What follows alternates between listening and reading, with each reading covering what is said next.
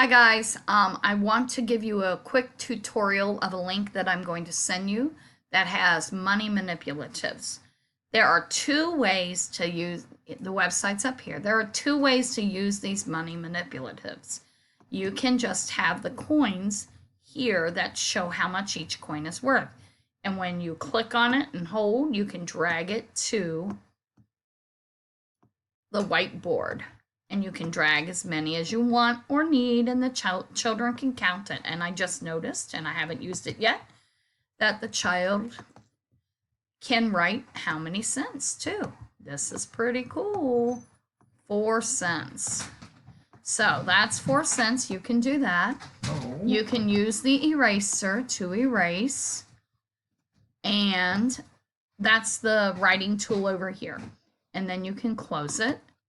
And so you can move all the coins out like this. It's pretty cool, and you can do the counting. You can also use some tools down here that I'm not going to talk about right now, but you can play around with it. I think these hide different coins.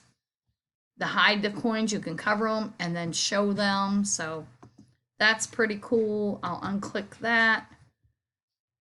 Apparently you can shade it. I don't know how that works, but you can play around. So you can use that. To clear the board, you use this reverse button down here, restart, and you can clear all your work. So you can use these to count the money, but the really cool thing is if you toggle to this other thing where you see the grid behind the quarter, if you turn to this, it will help you to, it'll help your child to visualize how much each one is worth.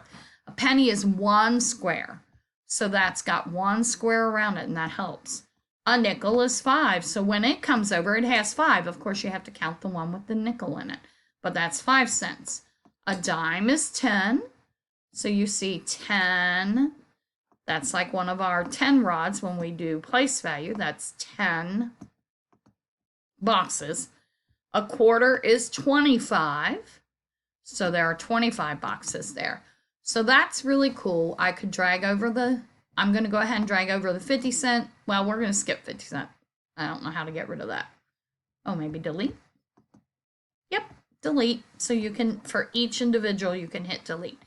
And a dollar, which you're talking about today, is 100 squares.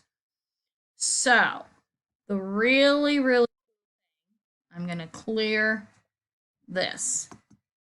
The really cool thing is today we're talking about a dollar, so you can put a dollar over, like your hundreds chart that you have. And if you wanted to, oh, by the way, you can just click there. You don't have to click and drag. You can move 100 pennies into the $100. So that's pretty cool. It'll show you can do it with real coins, and you can do it with this manipulative, and then you can have them do the paper today. Remember, the delete button clears the last thing you did, and it only does one. So we'll just move those off.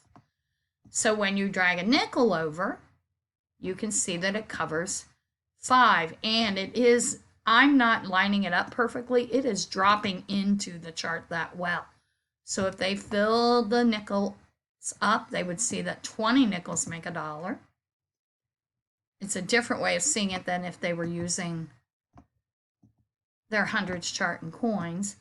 And a dime is 10, so you can imagine that it covers that.